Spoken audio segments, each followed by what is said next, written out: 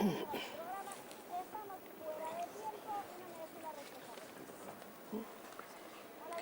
Sí.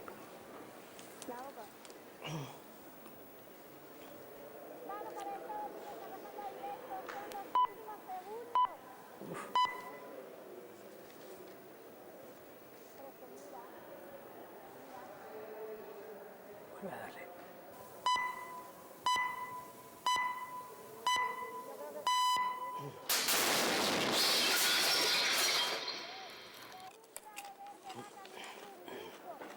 Buenas tardes. Sharon anuncia que seguirá adelante con el muro de separación en Israel. El primer ministro israelí, Mahmoud Abbas, y le pide mano dura con Siria e Irán. Entre nuestras constantes de perfecto entendimiento, el primer ministro israelí, Ariel Sharon, y el presidente de Estados Unidos, George Bush, compartieron una ceremonia de agradecimientos mutuos en la Casa Blanca. Bush no pidió expresamente a Sharon que frene la construcción de su muro de seguridad, pero Sharon sí repitió, sin reparo alguno, su intención de seguir con los planes de edificación. Los dos pidieron un esfuerzo mayor de la autoridad palestina en la lucha contra el terrorismo. Sharon elogió a Bush por su política de ataques preventivos y le pidió dureza contra Siria e Irán.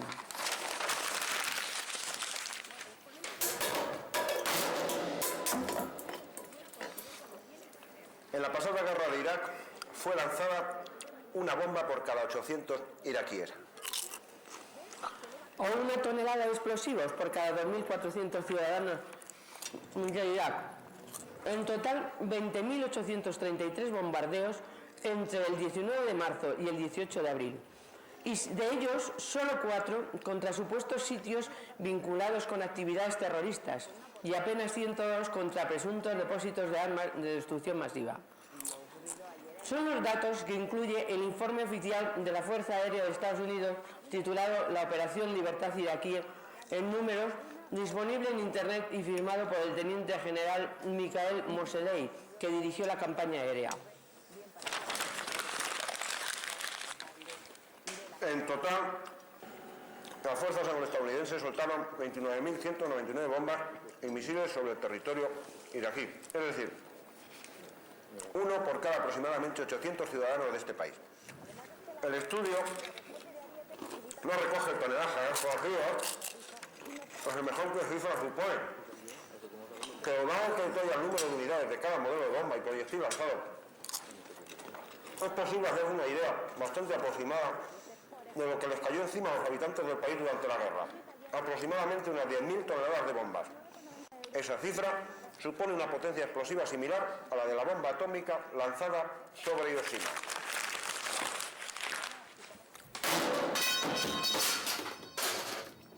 Estados Unidos amenaza con cárcel o multas a los escudos humanos. En las últimas semanas, la Oficina de Hacienda para los Asuntos Externos ha contactado a un cierto número de manifestantes que se habían opuesto a la guerra, amenazándoles con una multa de $10.000 por haber violado la prohibición norteamericana de viajar a Irak y de comerciar con el régimen de Saddam Hussein. Si no pagan, los escudos humanos se enfrentarán a penas de cárcel de hasta 10 años.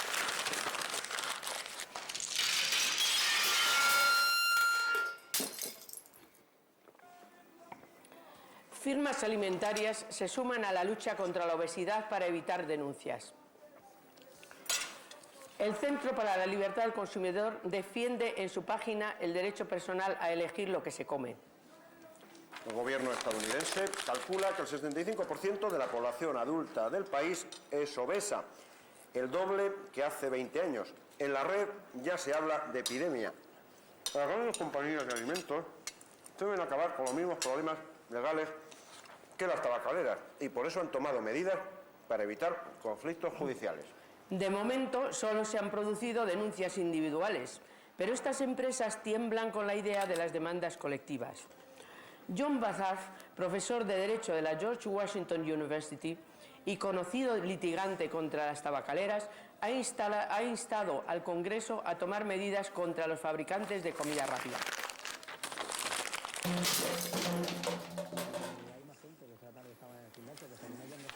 Nestlé reclama a Etiopía 6 millones de dólares en plena hambruna. La multinacional exige una indemnización por la nacionalización de una sociedad en 1975. Nestlé, El primer grupo alimentario del mundo, no perdona deudas. Su filial alemana, Nestlé Deutschland AG, reclama 6 millones de dólares equivalentes al 0,07% de sus ingresos anuales a las autoridades de Etiopía, país que afronta una gran hambruna azotado por la sequía y por la crisis del mercado del café. el gobierno etíope está dispuesto a rascarse el bolsillo porque llevar colgado el cartel de moroso le cierra al grifo de los préstamos de los organismos internacionales y provoca la huida de cualquier inversor extranjero.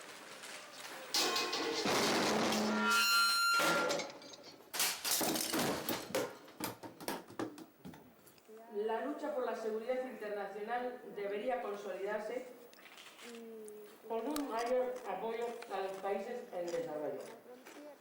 De seguir las tendencias actuales, la miseria habría matado en 2015 a 56.000 millones de niños. Los datos, detrás de ellos siempre hay rostros humanos, manifiestan el de continuar las tendencias actuales, a diferencia ante el objetivo de alcanzar en el 2015 la reducción de la pobreza a más de la mitad, y la realidad será de 56 millones de niños y niñas cuya muerte se podría haber evitado. 75 millones de ellos cuya escolarización seguirá siendo una quimera, y más de 1.200 millones de personas seguirán tratando de sobrevivir con apenas $1 diario, y todavía el 1% de la población más rica del mundo posee tanto como el 57% de la humanidad.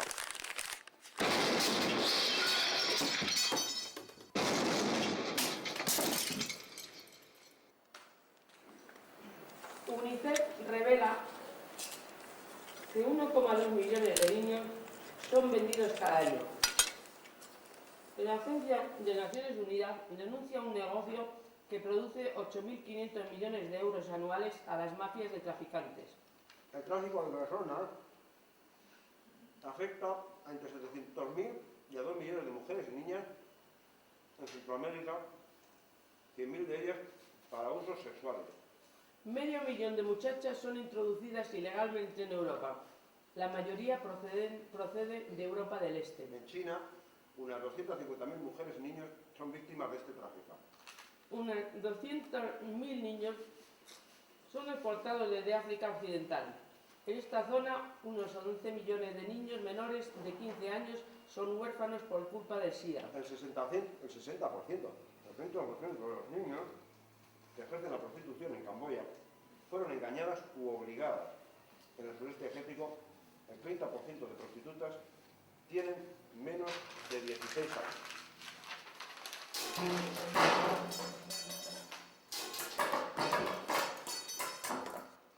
Las empresas de Estados Unidos recortan gastos eliminando el empleo de trabajadores en baja media.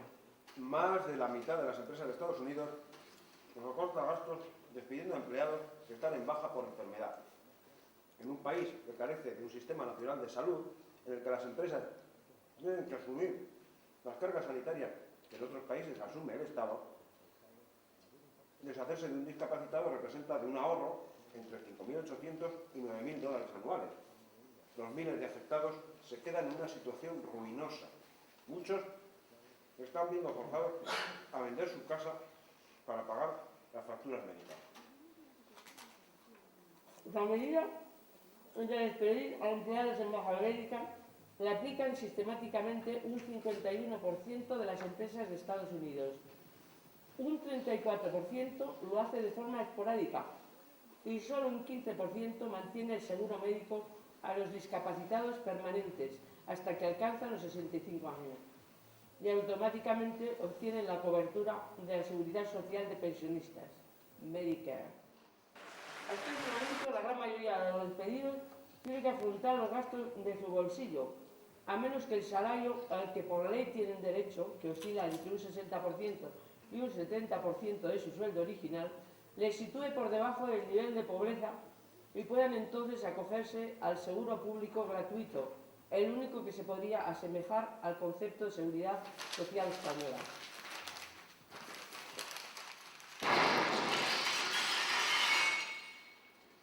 España e Italia son los países europeos peor situados ante la sociedad del conocimiento. La Comisión Europea pide un esfuerzo urgente en investigación, educación y tecnología. El gasto en investigación, educación, nuevas tecnologías y formación continuada, así como el número de científicos por habitante, son los parámetros que indican la situación de un país para acceder a la sociedad del conocimiento. Tales parámetros aplicados a la Unión Europea muestran que Italia y España son los peor colocados.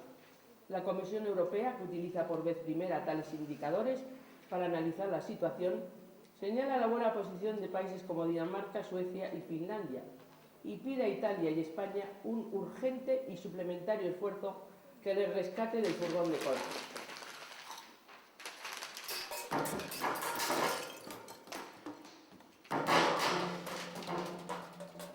Aznar duplica la subida del gasto en defensa. En términos absolutos, la partida de defensa se aproximará a los 7.000 millones de euros, más de 1,1 billón de pesetas, a los que habrá que sumar los cerca de 1.400 millones que Ciencia y Tecnología destinará a la investigación militar. Defensa cifra en unos 120 millones de euros, 20.000 millones de pesetas, el coste inicial del despliegue de 1.300 soldados españoles en Irak. Así lo manifestó el número 2 del departamento, que además es el comisionado del gobierno para la reconstrucción de Irak.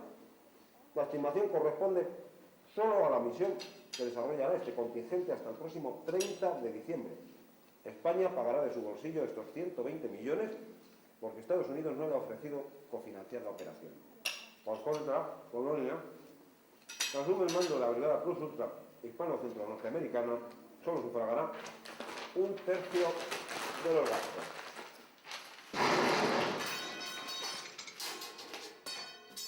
El Gobierno ha dado vía libre a todos los expedientes de regulación desde 1997.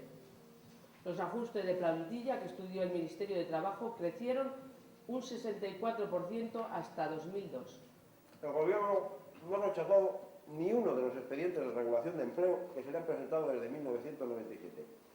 Todas las empresas que han acudido a la Dirección General de Trabajo han recibido el beneplácito de la institución para sus ajustes según datos oficiales.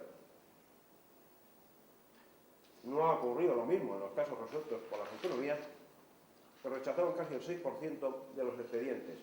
Comisiones Obreras, que han elaborado un estudio con estas cifras, cree que esa práctica anima a las grandes empresas a presentar expedientes. Entre 1997 y 2002, Trabajo ha recibido y aprobado un 64% más.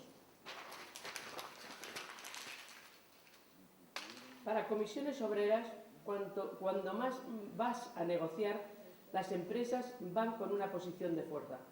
Utilizan como chantaje el hecho de que el expediente va a ser aceptado para imponer condiciones peores.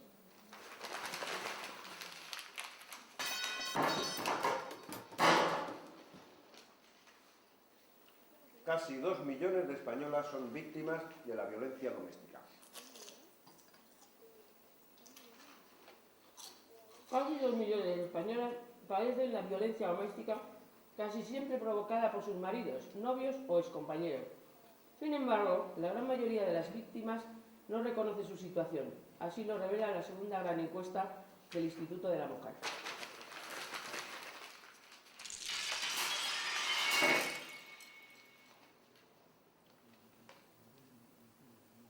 Plaguicidas tóxicos en el invernadero. En el ejido Almería, 70.000 agricultores cultivan intensamente 27.000 hectáreas de invernaderos, en las que se vierten miles de toneladas de plaguicidas. En los últimos años se han estudiado más de 1 millar de intoxicaciones, algunas de ellas mortales. La gran incógnita es cuáles serán las consecuencias de estos tóxicos sobre el organismo a largo plazo. El estudio del Ejido ha permitido comprobar que con el calor del verano aumenta el número de intoxicaciones en las 27.000 hectáreas de campos cubiertos por plástico, donde trabajan diariamente más de 70.000 jornaleros. La utilización de trajes protectores impermeables les preservaría de los riesgos a los que se exponen trabajando en pantalón corto y sin camiseta, si no fuera porque fundárselo resulta una tortura adicional para quienes soportan temperaturas superiores a los 50 grados. El 90% de las intoxicaciones son cutáneas. El calor, los altos niveles de humedad y la escasa ventilación bajo los plásticos dilatan los poros de la piel y facilitan la absorción de los plaguicidas compuestos por sustancias altamente tóxicas. Cerca del 1% de los pacientes por vía cutánea fallecen.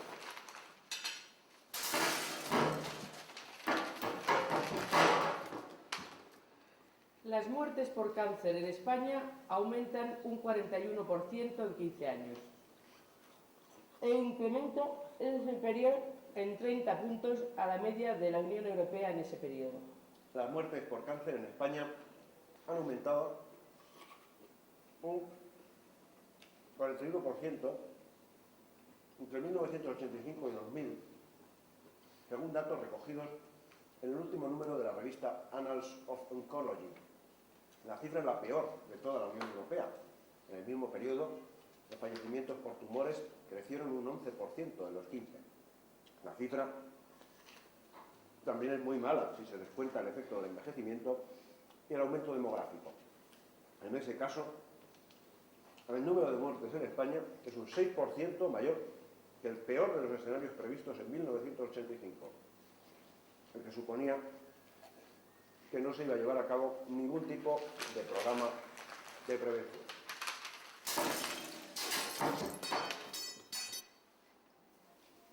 Como se sabe, el año pasado Brasil ganó la Copa del Mundo en el partido final contra Alemania en Tokio. Aunque nadie se enteró, al mismo tiempo se disputó lejos de allí otra final. Fue en los picos del Himalaya.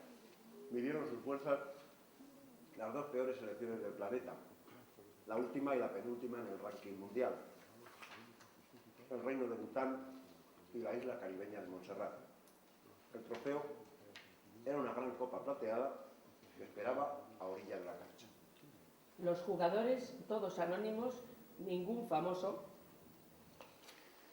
lo pasaron en grande, sin más obligación que divertirse mucho. Y cuando los dos equipos terminaron el partido, la copa, que estaba pegada por la mitad, se abrió en dos y fue por los dos compartida. Bután había ganado y Montserrat había perdido, pero ese detalle no tenía la menor importancia. Y concluimos, queridos amigos, este informativo con un contenido deportivo-cultural que esperamos sea de su agrado. Buenas tardes.